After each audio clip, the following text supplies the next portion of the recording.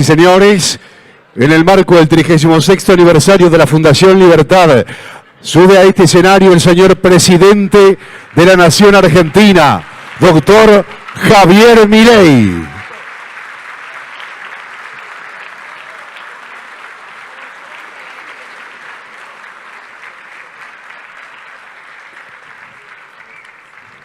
Hola a todos. Hola, Presi. Hola a todos.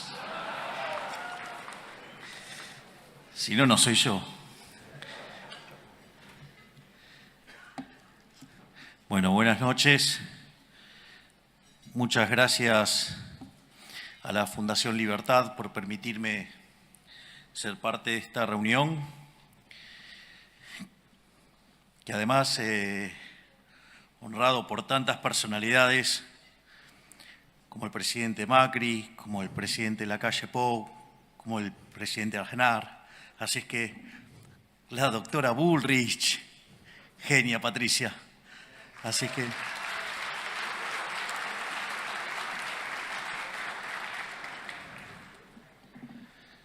obviamente que al momento de que uno tiene que elegir una ponencia, tiene que acostumbrarse y acomodarse a lo que son las necesidades del momento y al lugar donde está. Y dada la discusión, que hoy está tan presente en Argentina sobre el tema de la inflación, sobre la discusión del tipo de cambio y ese tipo de cuestiones, y dado que estoy frente a un público calificado, un público que está acostumbrado a recibir análisis económico, la intención de esta charla es básicamente contarle cómo es nuestra visión de cómo enfrentar y atacar y exterminar de una vez por todas el problema de la inflación en Argentina, que tiene una fecha de inicio clara, que es cuando se creó esa institución nefasta que está en Reconquista 266, llamada Banco Central de la República Argentina.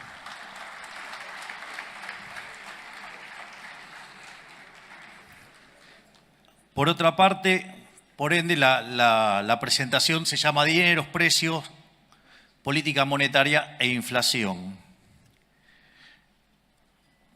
Otra cosa que descubrí, que en la interacción con distintos economistas locales, es que la gran mayoría de los economistas locales, profesionales y de renombre, no tienen idea de algo tan importante en esto, que es el problema del ancla nominal. Y porque básicamente no entienden qué es el dinero. Es decir, Keynes, en ese tratado nefasto llamado Teoría General de la Ocupación, el Interés y el Dinero, causó un daño tan grande que todavía, seguimos heredando algunos problemas de definición de marco conceptual que hace que nos equivoquemos tanto y tan seguido los economistas. De hecho, recién en el auto repasábamos un chiste que decía, de las últimas 5 recesiones, ¿cuántas pronosticaron los economistas? 9. Más allá de los chistes de esto. Entonces, resulta fundamental y clave entender qué es el dinero. O sea, lo que uno se da cuenta es que discuten el problema de la inflación y no entienden qué es el dinero. Entonces, está el coloso está Federico Sturzenegger. Qué placer que lo acabo de ver. Gracias, Federico. Entonces, básicamente lo que yo voy a hacer es una introducción sobre qué es el dinero y a partir de ahí, voy a derivar la naturaleza monetaria de la inflación, voy a desmitificar algún tipo de cuestiones que andan dando vuelta y después voy a discutir la coyuntura presente sobre el trabajo enorme que está haciendo Luis Caputo, Santiago Bausili y todo su equipo, de quien estoy verdaderamente, profundamente orgulloso.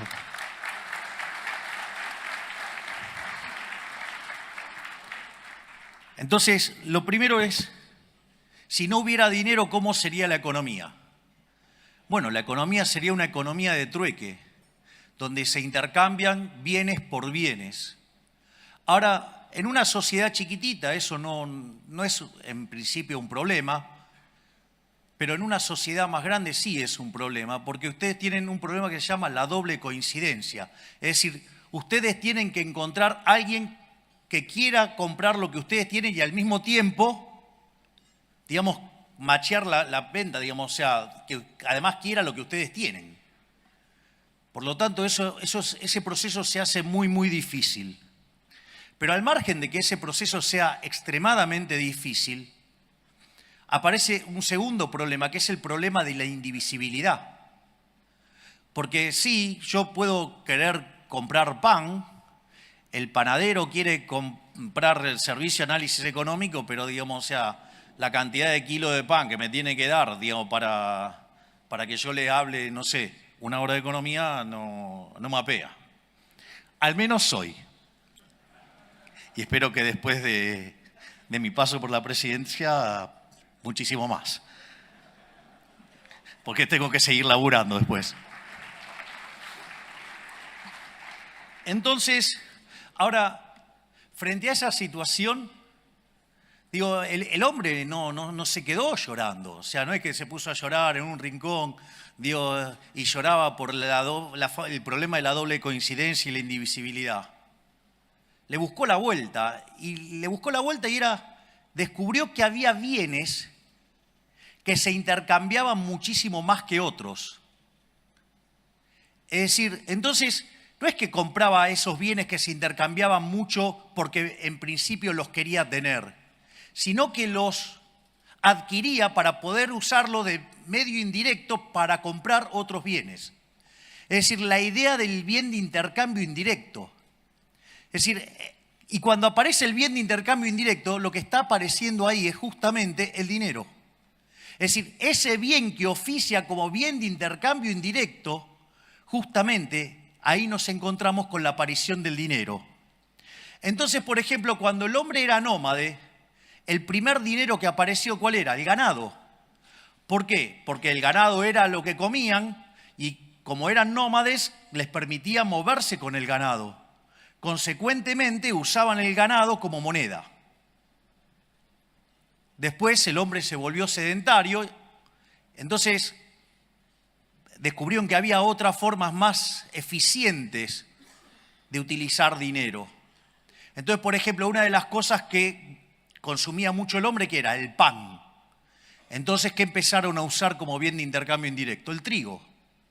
Entonces, no es que compraban y vendían trigo porque les interesaba el trigo per se, sino que en realidad lo usaban mucho, ¿por qué? Porque era un bien de intercambio indirecto. Ahora, no solo eso. Después, por ejemplo, digo, cuando uno dice el término salario, ¿sí? ¿Y por qué era salario? Porque básicamente se pagaba en sal. ¿Por qué era tan importante la sal? Miren, si había personas que le iba muy bien, digamos, en la antigüedad, era la gente que llevaba por todos lados que especies. ¿Por qué? Porque les permitía que tenga gusto algo la comida. ¿Ustedes se fijaron en lo que es comer la comida sin nada de condimento? Es una inmundicia. Dios se lo digo, no sé cómo es lo gracioso, pero traten de hacerlo, es una cosa horrible. En especial, fíjense que es lo que le pasa cuando se ponen a dieta. Digo, hay algunas dietas que son un poquito más complicadas, sobre todo la de gasto público. Pero bueno.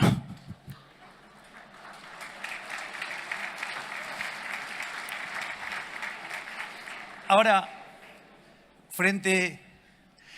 más que aplausos, deberíamos estar regocijando, no, que por primera vez le estamos dando duro y parejo al gasto público. Estamos cumpliendo el sueño de Rothbard. Es increíble, ¿no? Digamos, una caída real del 35% en el gasto público. Vamos, muchachos, eso es sacar al Estado del medio. Es decir, la verdadera presión fiscal es el tamaño del Estado. Si le pegamos semejante recorte, vamos que les estoy devolviendo libertad a lo loco. Pero bueno. Es más, volviendo al tema de la sal, Digo, ¿por qué la tradición de darle la sal a la otra persona, de ponerla y no dársela directo en la mano?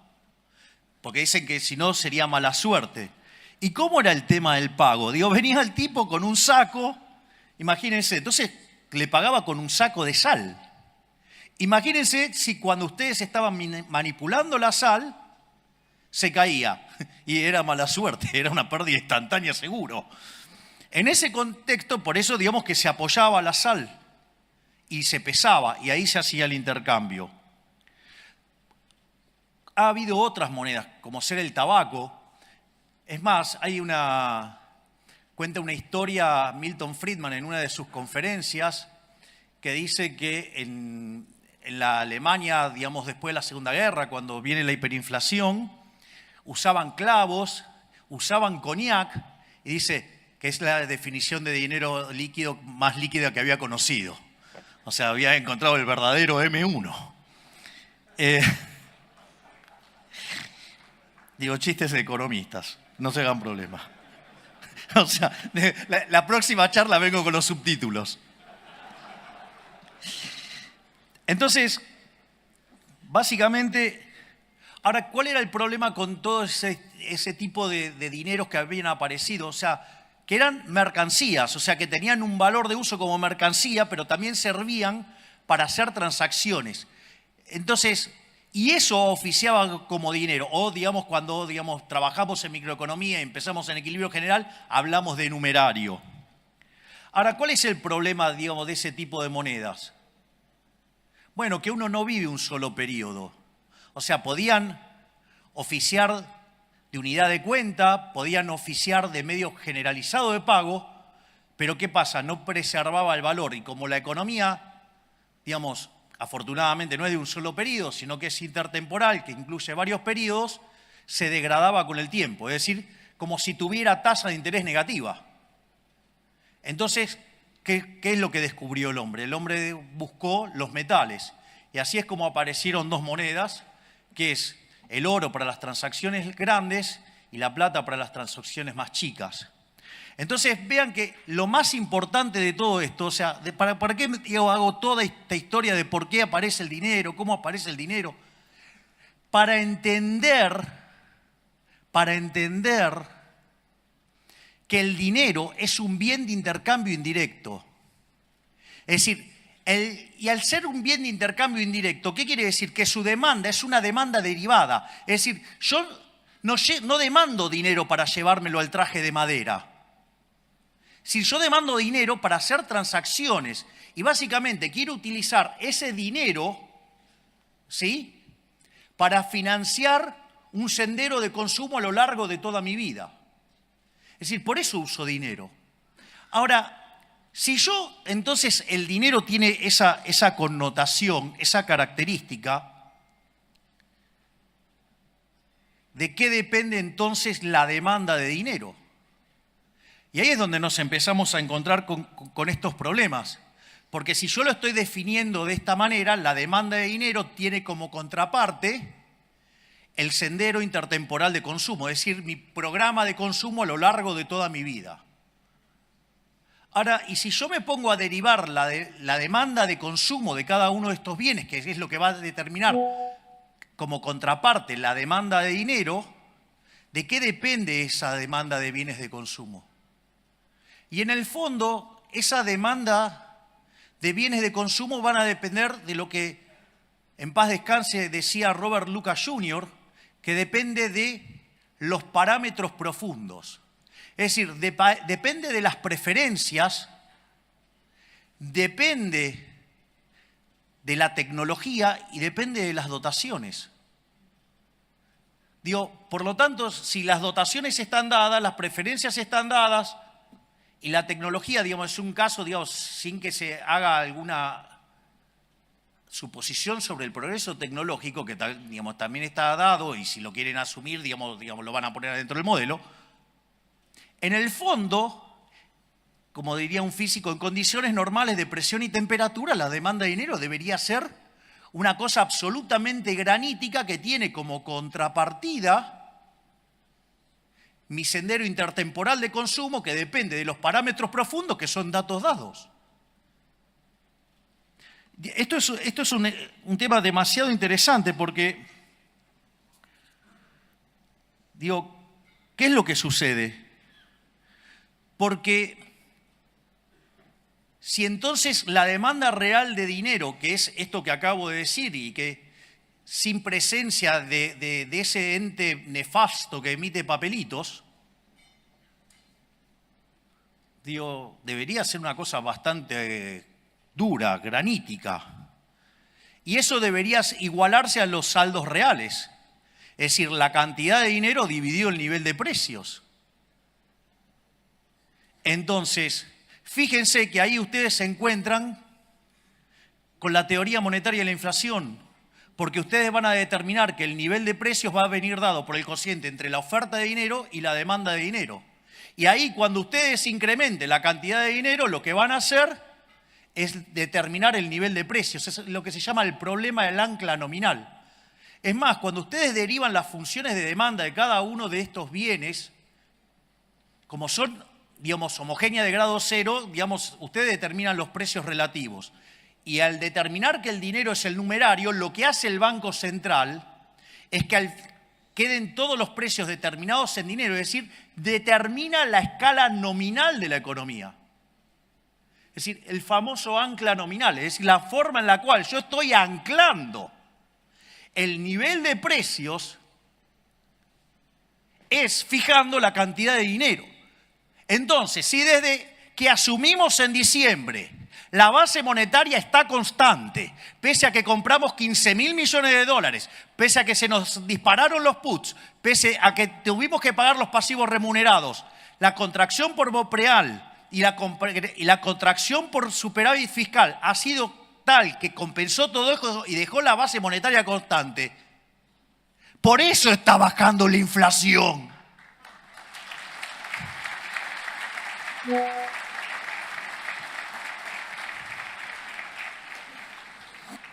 Después voy a seguir con los temas que tienen que ver con la actualidad. Pero, o sea, cuando dicen, algunos economistas profesionales, asumo que algunos, por ignorancia, otros por resentimientos, otros porque, o sea, si se quisieran suicidar, lo mejor que podrían hacer es tirarse de los más altos de su ego. Que quedarían hechos un huevo frito abajo. Es decir, no hay plan de estabilización. ¿Y cómo es que baja la tasa de inflación? ¡Qué magia! No, dejamos constante la cantidad de dinero. Es más, cuando ustedes hacen la configuración de un programa de estabilización, tiene básicamente 3 elementos centrales. Tienen una política fiscal, tienen una política monetaria y tienen una política cambiaria. En el plano cambiario nosotros nos encontramos con una brecha del 200%. Es increíble porque aparecen algunos economistas diciendo, no, bueno, pero el atraso cambiario. Acá hay un problema de atraso cambiario. Ahora, esos mismos que dicen que hay un problema de atraso cambiario son los mismos que decían que había que poner el dólar a 600 y tenían una hipótesis de inflación más alta. Nosotros los pusimos por el equivalente a 1000 y tenemos menos inflación. Podrían ser por lo menos, no sé, coherentes para ser intelectualmente no tan deshonestos. Esa es una de las cosas. La otra parte es la política fiscal. Déficit cero. ¿Qué decían? No, es imposible conseguir el déficit cero en el 2024. Y nosotros empezamos a orejear los números y hablábamos con Dote y me decía, me parece que alcanzamos el déficit cero en marzo. ¿Para qué? Me puse no bullish. El pobre Guillermo Franco sufriendo. ¿Qué tal, Guillermo? ¿Cómo está? Tire la ley base, haga lo que quieran. Total, con esto, el programa, vamos a lograr todo esto a pesar de la política. Y vaya que lo estamos haciendo.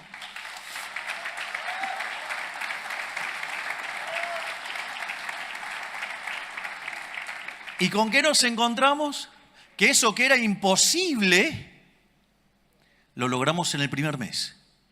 En enero alcanzamos el equilibrio financiero, es decir, tuvimos superávit primario y además pagamos los intereses, o sea, alcanzamos el equilibrio financiero. Entonces, ¿qué dijeron, digamos, la manga de pifiadores? En lugar de reconocer que le pifiaron, no, bueno, es muy poquito de motosierra y es mucha licuadora. Digo, pregunten qué pasó con la obra pública. Pregunten qué pasó con las transferencias discrecionales. Pregunten qué pasó con los intermediarios de los planes. Pregunten qué pasó con la cantidad de empleados públicos. Me parece que la motosierra es un poquitito más grande. De hecho, la mayor parte del ajuste es motosierra. Y les voy a decir algo, a veces la licuadora, si se vuelve permanente, también es motosierra. Que quede claro entonces. Es decir, con lo cual, la motosierra final es cuestión de tiempo hasta que terminemos de estabilizar. Es más, y aquellos que dicen, no, bueno, pero ustedes no son liberales, subieron los impuestos. Ah, ¿subimos los impuestos? Yo suelo utilizar un ejemplo muy interesante para entender el robo que es la política monetaria, que es el caso de una economía que hace transacciones en oro, ¿no? Entonces, supongamos que tenemos una economía que hace transacciones en monedas de oro y aparecen ahora por acá un par de amigos míos, aparece un físico y aparece un químico y me traen la fórmula para convertir el plástico en oro. Entonces, ¿qué empezamos a hacer? Empezamos a comprar plástico. Entonces, ¿qué empezamos a hacer? Empezamos a falsificar oro. La pregunta es, si yo ese oro lo tuviera guardado en mi casa, o tengo un problema de autoestima y entonces quiero alardear que tengo toda una casa de oro y no es de oro, digamos, de todo oro falso, entonces agarro y hago todo eso. Hasta ahí no es ningún problema, porque yo ahí no estoy cometiendo ninguna estafa, hasta ahí no hay nada. O sea, lo único que estoy haciendo es falsificando. ¿El problema cuándo aparece? El problema aparece cuando ese oro falso yo lo meto adentro de la economía como si fuera bueno. Y cuando hago eso, ¿cuál es el problema? Estoy aumentando la oferta de oro. Y al aumentar la oferta de oro, el poder adquisitivo del oro cae. Es decir, que todos los precios expresados en unidades de oro suben. Eso se llama ¿cómo? Inflación. Es decir, donde la verdadera estafa no es la inflación. La verdadera estafa es el señoriaje. Es decir, es la emisión monetaria la verdadera estafa. Porque yo les hago una pregunta. Si ustedes tuvieran una economía en crecimiento y el Banco Central emite acorde al crecimiento de la demanda de dinero como consecuencia del crecimiento de la economía, suponiendo que el consumo fuera una fracción constante del ingreso. Así queda todo perfecto en términos de la estructura que usé. Entonces, ¿qué es lo que sucede? La inflación es cero. ¿No hay estafa ahí? Sí que hay estafa. Sí que hay estafa. Entonces claro, cuando quieren hacer la cuenta del impuesto inflacionario no le da. Porque cuando calculan la tasa, le da la tasa de inflación dividido 1 más la tasa de inflación. Entonces, como es cero, entonces no le da. Y en realidad sí hay estafa. ¿Por qué hay estafa? Porque si no hubieran emitido, hubiera deflación. Es decir, la deflación es algo sano.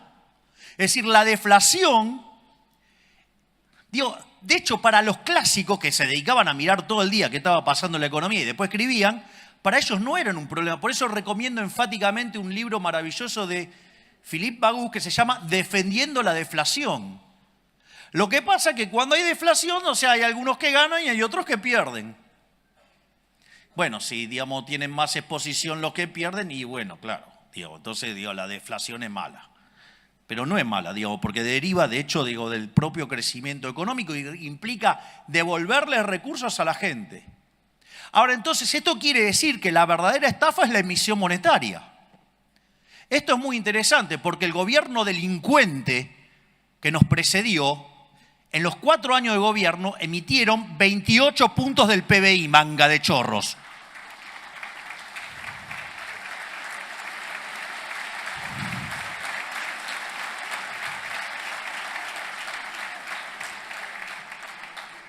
No solo eso, porque de esos 28 puntos del PBI, en el último año emitieron 13 puntos del PBI. Y si ustedes consideran, entre digamos la emisión directa y la emisión indirecta, y si ustedes consideran que la base monetaria, no la amplia, sino la base monetaria básica, es 2,6% del PBI, nos dejaron implícito solamente en eso una multiplicación del nivel de precios por 5 veces. No solo eso, además nos dejaron un banco central quebrado, donde había una relación de pasivos remunerados de 4 veces a 1.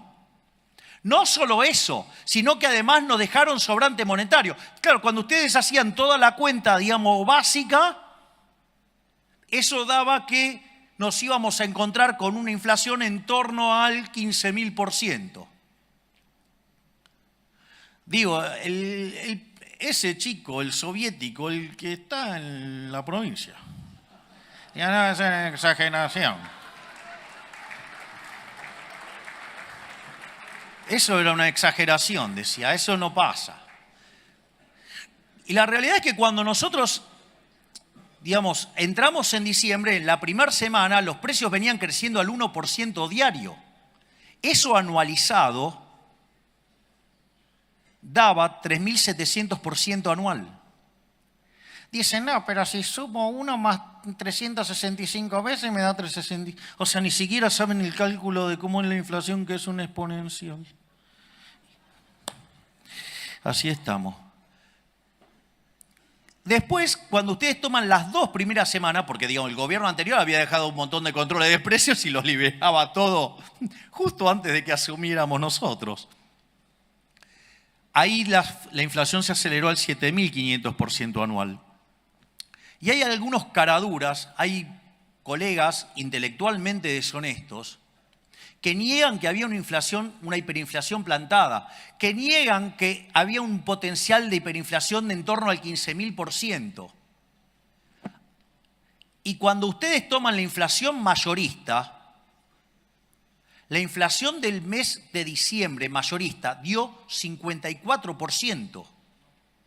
Eso anualizado da 17.000.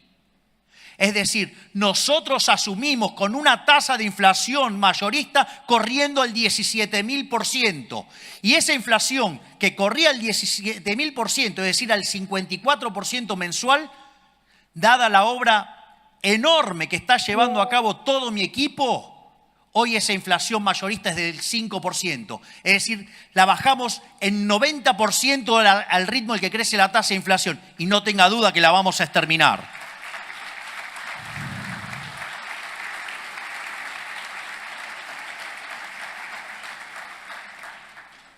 Entonces, tenía toda una parte donde me peleaba con Keynes, pero la voy a omitir. Sí, porque digamos, me pongo un poco denso, intenso, porque te voy a tratar de mantener las formas. Entonces, lo primero que... Entonces es interesante porque claramente nosotros tenemos un programa de estabilización, un programa de desinflación, porque por algo baja la inflación. No es que baja por arte de magia. Es más, hay otro elemento central de por qué baja la tasa de inflación. Una de las cosas enormes, digamos, que es digno de admiración, es el trabajo que está haciendo Santiago en el Banco Central y todo su equipo, Santiago Bausili. ¿Esto por qué es tan importante? Porque miren, cuando ustedes tienen un banco central quebrado, es decir, que quiere decir que los pasivos valen más que sus activos, la única forma donde ustedes corrigen la quiebra tradicionalmente es mediante un tremendo fogonazo inflacionario, de modo tal que los pasivos monetarios se achiquen. Y cuanto más quebrado están, la tasa de inflación que ustedes necesitan es muchísimo más alto para dejar en equilibrio el patrimonio neto. Entonces, en la medida que ustedes tienen un nivel de precios de hoy, en la medida que ustedes van a una quiebra del Banco Central y necesitan licuar eso, implica precios más altos, ¿no? Una inflación más alta implica... Entonces, cuando ustedes toman el nivel de precios que deja en equilibrio el balance del Banco Central respecto al nivel de precios que tiene hoy, unen eso, les da una línea y la pendiente de esa línea es la tasa de inflación. Entonces, conforme ustedes empiezan a limpiar el balance del Banco Central, lo que están bajando es la tasa de inflación. Esto es un tema muy interesante. Es decir, el trabajo que hace el Banco Central es fundamental, el saneamiento es fundamental para bajar la tasa de inflación. Es decir, ¿pero qué quieren que le diga? Si había uno que decía, no podés dolarizar, si no hay fideo y no hay tuco, y me invitás a fideo, hay tuco, fideo con tuco. Pues se equivocó, pero es más fácil tirar volquetes de estiércol antes que reconocer el error. De hecho, una de las cosas, miren, digamos, si los que están murmurando se comieron el verso, lo siento, I'm so sorry. La vida es así. De hecho, fíjense que nosotros teníamos varias propuestas de dolarización. En la medida que íbamos avanzando, algunas se nos caían, otras quedaban en pie. La única que me quedó en pie es la que habíamos propuesto nosotros, que era tomar los pasivos del Banco Central, los activos del Banco Central, pasarlo a títulos de mercado, que obviamente tienen un descuento enorme, ¿sí? Y con esos títulos ponerlos contra los dólares y haciendo todas las correcciones que esos títulos subieran de precio. Y eso ofrecía un negocio enorme. Bueno, les aviso que cuando nosotros asumimos, los bonos estaban en $18. Póngale 20 para redondear. Hoy los bonos están arriba de 60. Recibimos el riesgo país en 2.900. Hoy estamos en 1.150. Es decir, además, estamos haciendo una caída del riesgo país como pocas veces visto en la historia argentina. ¿Y saben qué? Eso predice que para adelante la economía rebota. Por eso, digamos, están tan nerviosos. Por eso utilizan causas nobles para tratar de desestabilizar un gobierno. Porque saben que van a perder y no vuelven más.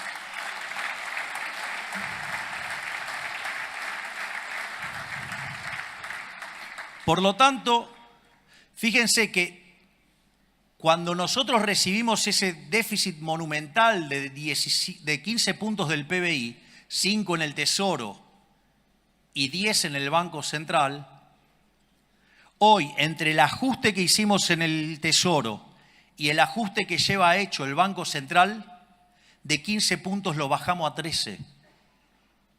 No solo eso, cuando termine el año le habremos devuelto al sector privado 15 puntos del PBI en ahorro. ¿Quieren saber cómo va a crecer la economía? Va a subir como pedo de buzo.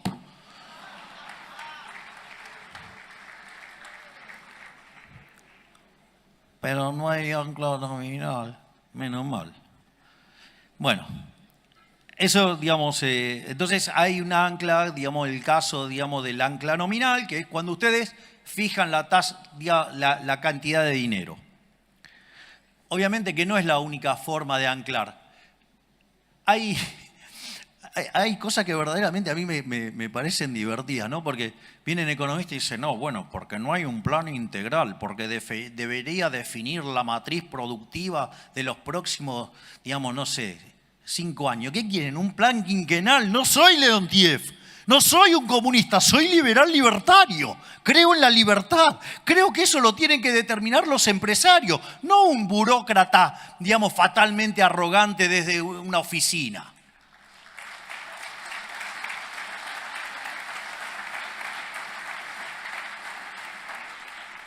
O cuando dicen, no, bueno, pero deberías fijar el sendero de precios, salarios, que no sé. Digo, de vuelta, muchachos, soy liberal, yo creo en el sistema de precios. Es decir, ustedes para determinar, para poder saber cuál es el vector de precios, deberían de vuelta conocer las preferencias, la tecnología y las dotaciones. Pero si ustedes además lo quieren hacer intertemporal, lo tienen que hacer desde hoy hasta el fin de la historia, ¿sí? Y además, con lo cual tienen que saber cómo se va a mover la población, cómo va a moverse, digamos, las preferencias, cómo van, digamos, a moverse la tecnología. Es más, cosas que ustedes antes creían que no estaban en las dotaciones pasan a ser dotaciones. O miren si, digamos, o sea, digamos, conquistamos Marte y nos traemos recursos de Marte, qué sé yo, digo, son un montón de cuestiones, digo, que... Entonces, digo, para poder acertar todo eso, uno tendría que ser omnisciente, omnipresente y omnipotente. Es decir, deberían ser Dios. Digo, mire, por mucho que le pesen a los políticos, ¿saben qué? No son Dios. Les diría que son peores que el ser humano promedio. Porque miren, cuando yo entré en política, digamos, y después de un tiempo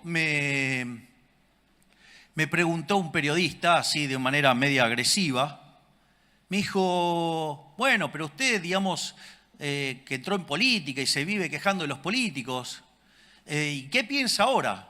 Entonces le dije, que me equivoqué. Me dijo, vio que al final, que no eran tan buenos. No, me equivoqué para mal, son mucho peor de lo que imaginaba.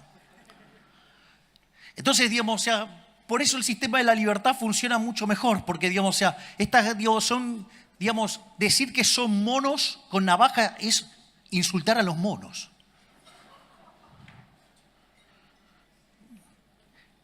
Entonces, digo, ¿cómo voy a estar fijando precios? No, tiene que fijar el sendero de los precios. ¿Cómo? Digo, están locos. O sea, soy liberal. O sea, digo, me da urticaria hacer eso. Entonces, no solo eso, ni que hablar. Me imagino que podrían ponerse a buscar los informes que reciben de muchos economistas profesionales que decían que había que poner la tasa de interés real positiva. Hoy la pelota de los pasivos remunerados hubiéramos emitido en los últimos 3 meses 4 bases monetarias. El problema es cuando explota la pelota lo habrá padecido Federico con las LEVAX, después con las LELIX, y ahora serían los pasivos remunerados. Que dicho sea de paso, el gobierno anterior fue tan amigable que nos dejó todos los pasivos remunerados a un día. Como verán, estaba fácil, ¿eh? Digo, es tan fácil desde la tribuna. El otro día hablaba con el profesor de Pablo y le reconocí un error mío, digo, de tiempo atrás. Y el error era, digamos, yo había entrado en mi sendero rothbardiano, entonces estaba intenso. Y cada vez que hablábamos de política económica, digo, yo como que me enojaba porque lo veía como muy condescendiente, digamos. O sea, el profe de Pablo entrevistó a todos los ministros de Economía y presidentes del Banco Central desde la mitad del siglo XX en adelante. Entonces, eso a mí me generaba una situación muy, muy particular. De hecho, de almorzar entre 3 y 4 veces por mes, pasamos a hacer algo más distanciado, digamos, para preservar la amistad, a pesar de que habíamos visto mundiales juntos, que habíamos pasado fiestas juntos. Y el profe de Pablo, con su sabiduría, seguro que dijo, andá, aprendé y volvé. Y el otro día, digo, yo le reconocí, digo, mi error, porque una de las cosas que yo siempre traté de hacer como analista era tratar de incorporar las restricciones. Bueno, ahora descubrí que son más. O sea, es un poquitito más difícil. Entonces, digo, desde la tribuna es bastante fácil, porque aparte hay algo interesante, que es, ¿saben qué? Miren, ustedes van a ver un partido de Argentina, el partido de Argentina es muy lindo, las banderas, los cánticos, todo lo que usted quiere, es fabuloso. pero los goles los hace Messi. Es decir, si ustedes quieren ganar, digamos, tienen que empezar a hacer goles. O sea, y la verdad que yo con mi equipo, digo, me siento que tengo a varios Messi adentro del equipo, siento que Toto es Messi, siento que Patricia es Messi, siento que Sandra es Messi, siento que Diana es Messi, siento que cada uno, pienso que Guillermo es Messi, que todos ellos son un Messi en su puesto, por decirlo de alguna manera. La verdad que estoy muy feliz con el excelente equipo que formamos. Y la verdad es que, digamos, para hacer esto hay que meterse, hay que meterse. Digo, si no, nos van a gobernar los orcos. Y otra cosa que recomiendo, digamos, para tener en cuenta, que los orcos lo entienden perfecto, pero parece que nosotros los liberales no somos tan vivos y no nos damos cuenta. El poder es un juego de suma cero. Si lo tenemos nosotros, no lo tienen ellos. Y ellos sí eso lo entienden. Ellos pueden tener los bolsos de López y lo van a seguir negando. O sea, ustedes los van a encontrar afanando y lo van a negar. Y nosotros empezamos, no, porque en realidad, como dijo un imbécil, este no es un gobierno liberal porque no liberó la droga. O que no bajamos los impuestos y sucede que le estamos devolviendo a los argentinos 15 puntos del PBI en términos de no señoriaje. Es decir, bueno, sí hay una sustitución de impuestos, pero digamos en el neto, digamos, el gasto público en términos reales está cayendo. Digamos, lo que diría Rothbard, la verdadera presión del Estado está cayendo. Es decir, digo, estoy cobrando menos, digamos, o sea, en el fondo voy a tener menos impuestos, porque tengo un Estado más chico. La otra forma, digamos, que se suele utilizar como ancla, se suele utilizar el tipo de cambio, es decir, fijar el tipo de cambio y usarlo como ancla. Eso tiene un sentido porque en realidad el nivel de precios local, entonces, en ese caso vendría dado por el tipo de cambio, que está fijo, y por el nivel de precios internacionales. Y eso permitiría determinar el nivel de precios. Y cuando ustedes hacen eso, digamos, como siempre, la cantidad de dinero dentro de la economía viene determinado por la demanda de dinero. Entonces, dada la demanda de dinero, si ustedes emiten, lo que van a tener como contrapartida es pérdida de reservas. Digo, no sé, vieron que siempre, digamos, el kirchnerismo hizo lo mismo. Digo, fija el tipo de cambio porque cree que es el tipo de cambio el que determina el nivel de precio, lo cual es una burrada. Entonces, fijan el tipo de cambio y emiten. ¿Y la consecuencia cuál es? Perdemos reservas. Entonces, cuando no le gusta la pérdida de reservas, entonces, ¿qué hacen? Ponen los controles. Y cuando los controles no son efectivos, porque digamos, la gente se logra escapar, ¿sí? Entonces, ¿qué hace? Mete ley penal cambiaria, porque entonces así, si ustedes deciden salir de la estafa del Estado, entonces, ley penal cambiaria. ¿Por qué? Para que de esa manera aumente forzosamente la demanda de dinero y aumentar la base imponible del impuesto inflacionario. Un impuesto no legislado, un robo. Y después cuando yo digo que el que fugó la plata es un héroe, viene un imbécil y me hace un juicio.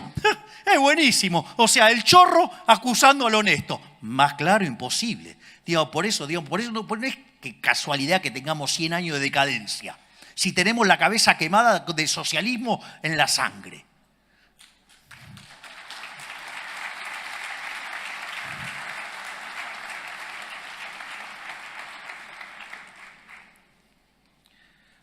Obviamente que la otra forma de tener un ancla nominal es utilizando lo que se llama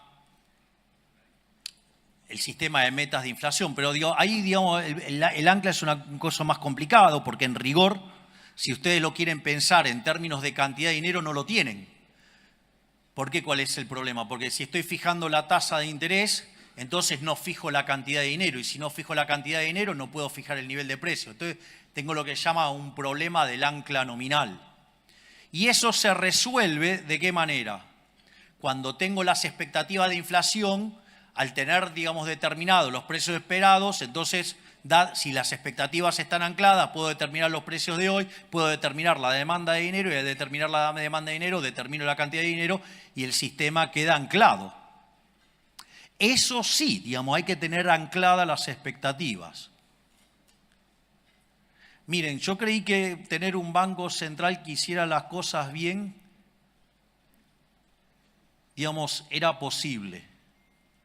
Es más, mi gran ilusión fue que cuando tuvimos el mejor banco central de la historia, que fue el que presidió Federico, yo creí que podíamos tener banco central hasta el 28 de diciembre del 2017. Digamos que se lo llevaron puesto y así fue lo que gastilló el retorno del kirchnerismo. Entonces, en ese sentido, ahí, a mí, digamos, el Banco Central, solo es cuestión de tiempo, ya lo voy a agarrar. Pero, más allá de todo esto, lo que quiero entonces ahora es, básicamente, terminar con lo que nosotros hemos hecho, ¿no? Digamos, cómo es que estamos logrando bajar la tasa de inflación.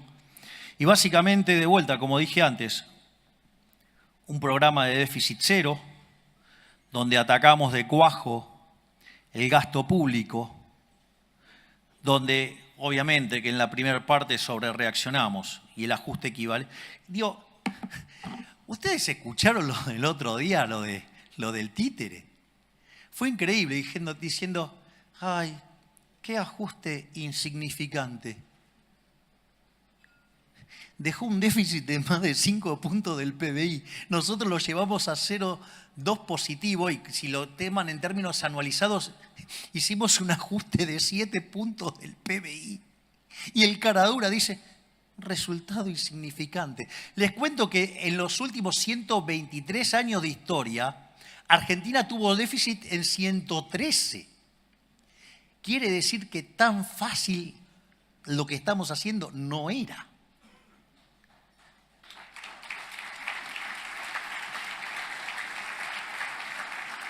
Sigan para mi ego y para que pueda tomar agua.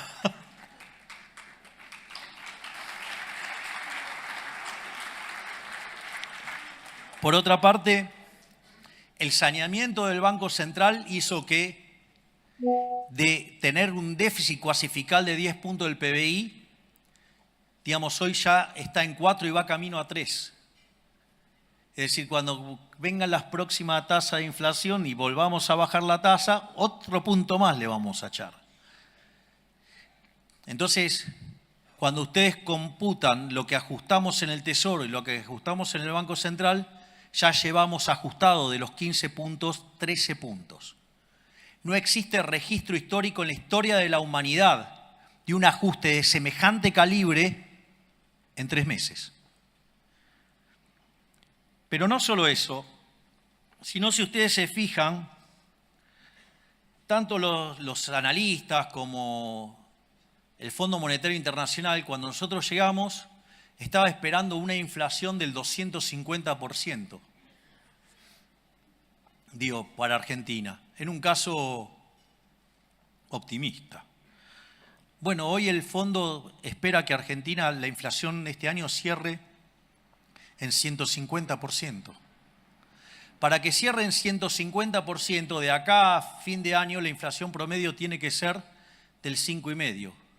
Es decir, que hacia fin de año está claro que la tasa de inflación, dado donde arrancamos, va a estar bastante por debajo del 5%. Es decir, lo estamos logrando, estamos terminando con la inflación.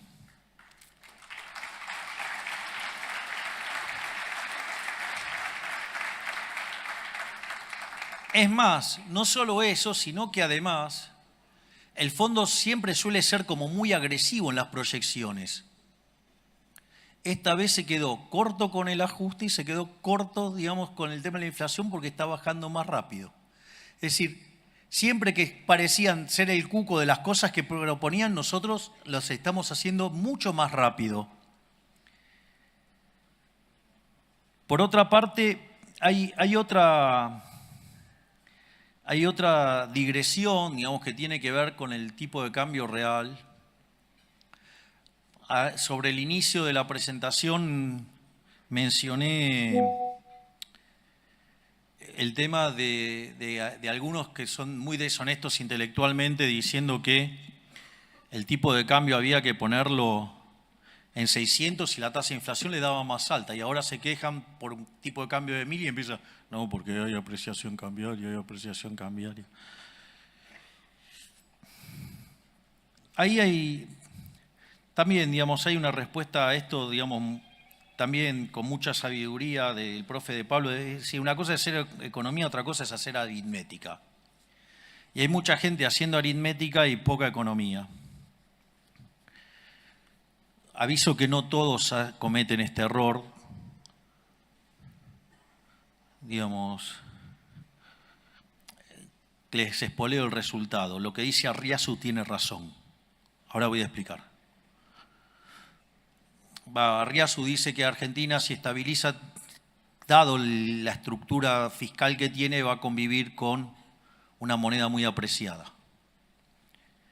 En ese contexto, esto no es menor, digamos, si tenemos que convivir con una moneda muy apreciada, porque como los precios internacionales están dados, en tanto y en cuanto el fisco no se quiera correr del medio, la consecuencia es que se va a pagar en términos de menores salarios reales. Por lo tanto, si queremos levantar y mejorar la calidad de vida de los argentinos, hay que atacar al déficit fiscal, hay que atacar al gasto público. Y no solo a nivel nacional, hay que atacarlo también a nivel provincial y a nivel municipal. Hay que barrer con el fisco en todas las dimensiones.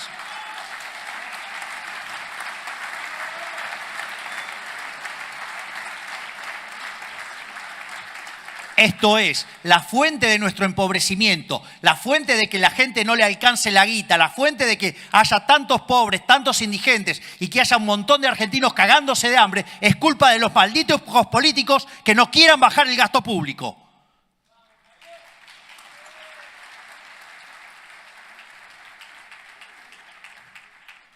Volviendo y para cerrar a los problemas del tipo de cambio real, porque es una discusión que tanto le gusta tener a todos, digo, el primer problema es, si supongamos que miramos la serie, digo, ustedes lo que van a ver es que, digamos, la serie parece la montaña rusa, pero una montaña rusa interminable. Digo, lo primero que yo diría es una serie que tiene tanta volatilidad, sube, baja, digo, parece el electrocardiograma de un tipo que está haciendo una maratón. Digo, el primer problema es, che, ¿alguien me puede explicar qué valor tiene tomar una medida promedio? Digo, con todo ese desvío estándar, con toda esa volatilidad, ¿alguien me puede explicar qué sentido tiene tomar una medida promedio? Digo, ya es un problema grave. El segundo problema grave de eso es fijarlo en un momento del tiempo. Digo, entonces, lo fijo en un momento del tiempo. ¿Y quién dijo que ese era el de equilibrio? Digo, ustedes se dan cuenta que, no, antes dijimos de la fatal arrogancia porque había que conocer el vector de precios, o sea, había que conocer el vector de precios de ese momento. Para eso teníamos que conocer las preferencias, la tecnología y las dotaciones de toda la economía desde hoy hasta la eternidad. Bueno, ahora incorporen la economía mundial. Es decir, ahora ya no les alcanza con saber todo eso para la Argentina. Digo, lo tienen que saber para todo el mundo. Es decir, no se puede ser tan fatalmente arrogante.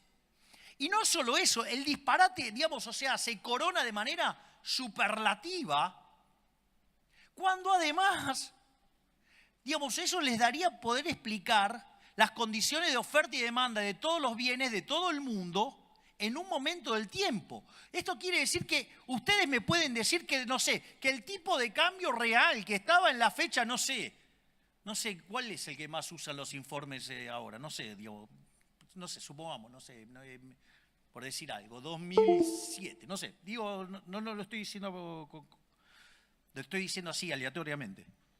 o 1997 o 1985, no sé, cuando quieran. La pregunta es, ¿las condiciones de oferta y de demanda de todos los bienes de economía son idénticamente iguales a las de ese momento para decir que el tipo de cambio real tiene que ser ese mismo? Digo, pero o caemos en el problema de la fatal arrogancia o caemos en el problema de la imbecilidad, pero furiosa.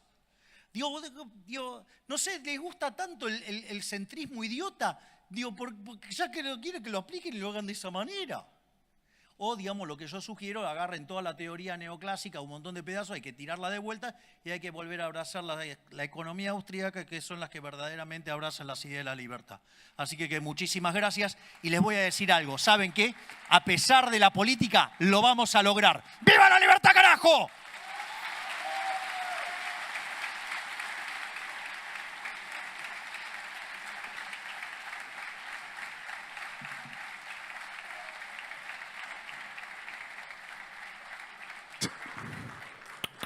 Han sido las palabras del señor presidente de la Nación Argentina, el doctor Javier Milei.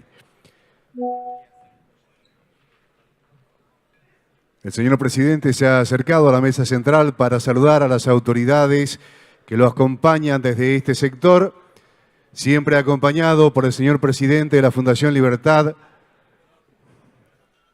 señor Bongiovanni, como así también la señora secretaria general de la Presidencia de la Nación, Karina Milei.